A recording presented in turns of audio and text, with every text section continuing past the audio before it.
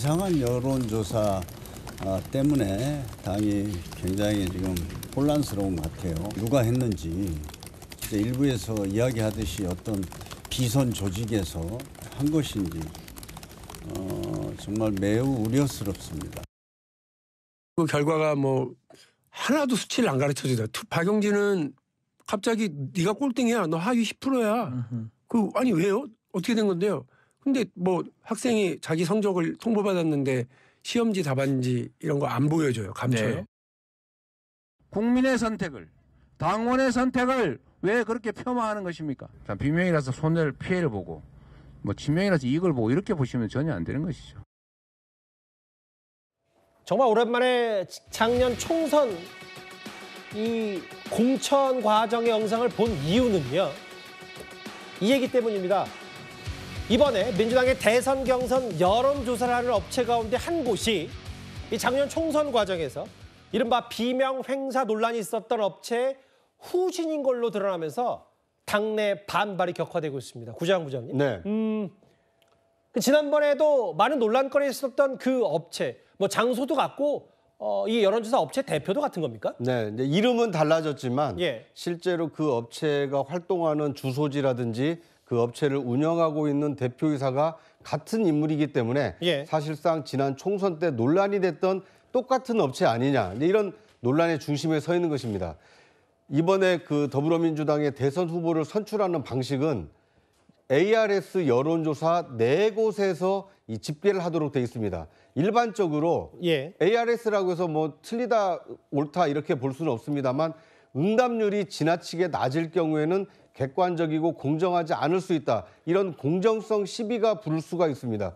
그런데 더더군다나 지난 총선 과정에 특정한 사람에게는 불리한 여론조사를 실시한 거 아니냐. 이런 논란이 됐던 여론조사 업체가 이번 대통령 후보를 선출하는데 또다시 여론조사를 맡게 됐다. 이러다 보니까 이른바 이재명 그 전 대표를 제외한 이 김동연 지사라든지 다른 후보 진영에서는 이 업체의 이 객관성에 문제가 있는 거 아닌가, 이렇게 지금 문제 제기를 하면서 이 논란이 커지고 있는 상황입니다. 이름만 바꾼 뒤에 경선에 참여했고 이번에 민주당 경선의 여론조사를 돌리는 곳 중에 하나가 됐어요. 아예 김동연 캠프 측은 기자회견까지 자청을 했습니다. 직접 한번 들어보겠습니다. 우리 당 선관위 대응은 실망스럽습니다. 절차상 아무 문제가 없다고 발뺌합니다. 해당 업체의 전력을 몰랐다고 합니다. 몰랐다면 심각한 무능이고 알고도 감춘다면 경선의 정당성마저 흔드는 심각한 범죄입니다. 보신 그대로 특히 김동연 캠프 측이 극렬 반발하고 있어요. 몰랐다면 무능이고 알았다면 경선의 정당성을 흔드는 일이다. 박성원 비서관 생각은 어떠세요?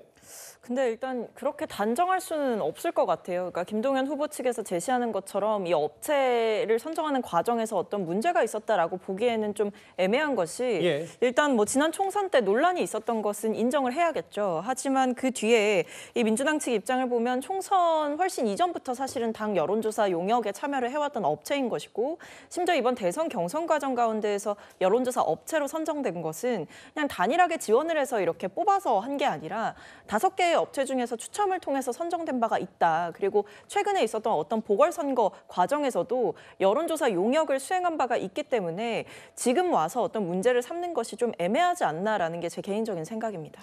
근데 이제 이런 부분이 있을 거예요. 여기까지가 이제 점심 전까지의 상황이었고, 뭐 김경수 후보 측도 의혹과 문제 제기를 파악해 볼 것이라고 했는데 여기 보면 박범계 선관위원장. 이거 추첨회에서 선정이 된 거고 아무 문제 없고 총선 훨씬 전부터 당의 의혹에 참여했다. 아까 박성원 비서관도 비슷한 설명을 해주셨어요. 근데 다음 화면을 보면 지난해 총선 때도 억울한 면이 있었지만 경제 손실 피해 감안하고 빠진 거다.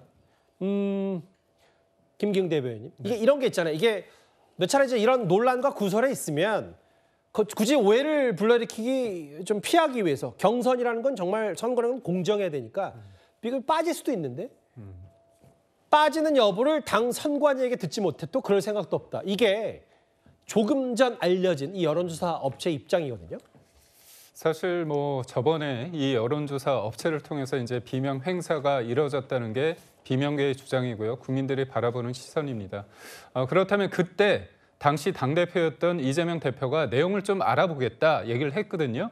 근데 그 이후에 결과가 공개되지 않았습니다. 그렇다면 이 업체 입장에서는 본인들이 억울하게 빠졌다. 그렇지만 이번에는 억울할 일이 있더라도 나는 가겠다 이거 아닙니까? 그때 문제가 있었는데 발본색원을 안 한 거죠. 그렇다면 이 여론조사 업체 입장에서는 지금의 당 지도부 그리고 선관위 쪽에서 나에 대해서 이거에 대해서 크게 문제 삼지 않는데 이른바 플레이어로 뛰는 김동연 그리고 김경수 측에서 이 문제 제기하더라도 큰 대세에 지장이 없다. 이런 일종의 자신감과 오무한함이 묻어나는 게 아닌가 싶습니다. 이 문제는 무엇보다도 23년 만에 민주당이 어떻게 보면 경선 룰이 바뀌었는데 예. 여기에 더해서 이재명 대표 측에 좀 더 유리하다고 하는 여론조사 업체가 등장을 했다는 거. 그리고 무엇보다도 5개 업체가 지원을 했고요. 추첨을 했다고 해서 4개가 추첨을 해서 5개 가운데 4곳이 된 겁니다. 예. 결국 충분히 의도를 가지고 했고 그게 당이 일정 부분 이거를 인용해 준 게 묵인해 준 게 아닌가 그런 어떤 비판을 할 수 있다고. 근데 장 변호사님, 그 민주당 경선판을 보면 뭐 룰도 그렇고 이런 여론조사 업체도 굳이 뭐 지금 흐름이 이재명 후보 쪽으로 거의 쏠려가는 마당에 여러 다른 후보들의 비판을 받아갈 필요까지 있느냐. 뭐 이게 비명행사 논란의 여지가 있는데 굳이 이렇게 할 필요가 있냐. 전반적인 정무적 판단은 어떻게 받아들이세요? 글쎄요, 뭐 그런 시각도 있을 것 같습니다. 뭐 사실상 이재명 대표에게도 지금 유리한 판인데 뭐 굳이 저렇게까지 하냐라는 비판이 얼마든지 나올 수는 있다고 생각은 드는데 저는 그런 비판이 또 합당하다고 생각하지는 않습니다. 사실 당이라는 것이 그리고 민주당이 대선을 한두 번 치러보는 당도 아니고요.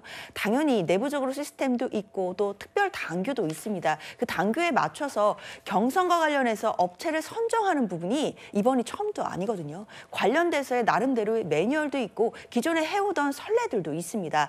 아마 당 선관위에서는 그런 부분들을 고려해서 당규에 따라서 그리고 내규와 규칙에 따라서 절차를 진행해서 업체를 지정했을 거라고 생각이 듭니다. 그런데 그럼에도 자꾸만 외부에서 저런 시각이 있다라고 해서 이 업체를 사실상 물리고 다른 업체를 한다? 저는 이 부분도 기준에 어긋나는 것이라고 생각이 들기 때문에 사실 선관위로서는 사실상 어떤 억측이 있다라고 하더라도 그 억측 때문에 지금 해왔던 기준이나 어떤 절차적인 부분 매뉴얼들 이런 부분들을 또 어긋나는 방향에서 하기는 어렵지 않을까라고 생각합니다.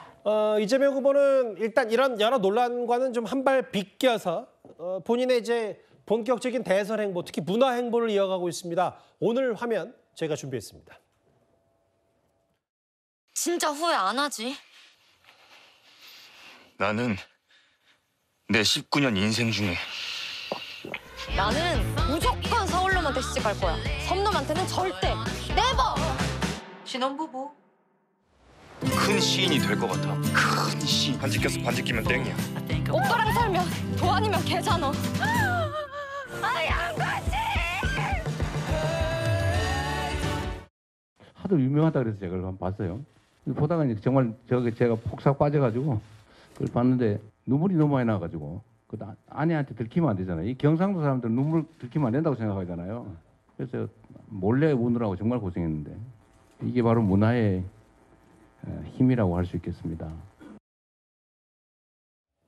최근에 넷플릭스 인기 드라마 폭삭 소가수다를 보면서 문화의 힘이고 아내 몰래 눈물을 흘렸다라고 이재명 후보가 얘기했는데 그러면서 이제 본인 이제 경상도 얘기를 했어요. 본인의 고향 안동. 다음 화면을 보겠습니다. 그 부장님 일단은 네. 본인이 대구 경북의 아들이고 부울경 이제 지역 거점을 갔는데 충청도를 가서는 이제 결국 뭐 개헌이 필요하겠지만 세종시 이번에는 또 부울경 해양수도 이제 본격적인 좀 더 크게 보면 경선보다는 이제 본선에 준비하는 멀서부터 하는 느낌들이 좀 들거든요. 그렇습니다. 왜냐하면 대통령 선거라는 것이 맞대결 구도가 되든 3자 구도가 되든 대선 후보 중에 단 한 표라도 더 많이 얻은 후보가 당선을 하기 때문에 그렇습니다. 그러다 보니까 이재명 대표로서는 자신에게 조금이라도 더 유리한 이 선거 환경을 조성하기 위해서 지역 맞춤형 공약을 지금 내세우고 있는 것으로 보입니다. 이 부울경 같은 경우에는 이 메가시티가 도전을 했다가 이게 좌절된 이력이 있습니다. 그러다 보니까 이 지역 주민들의 어떤 수건과도 같은 이 메가시티를 통해서 해양 도시로서, 해양 메가시티로서 이 발돋움하도록 하겠다. 이렇게 공약 아닌 공약을 지금 제시를 했고요. 또 본인의 어떻게 보면 민주당으로서는 이 약점 또는 이 지지율이 상대적으로 낮다라고 인식이 되고 있는 대구, 경북에 가서는 자신이 이 경북 안동 출신임을 내세움으로써 이 지역에 연고가 있고 앞으로 자신이 대통령이 되면 지역 발전에 관심을 기울이겠다. 지역 맞춤형 이 발언을 통해서 자신의 어떤 본선 경쟁력을 높이기 위한 사실상 본선 행보다 뭐 이렇게 볼 수 있을 것 같습니다. 알겠습니다. 이재명 후보의 행보 얘기와 이른바 비명 행사 여론조사 업체 논란 얘기까지 하나하나 짚어봤습니다.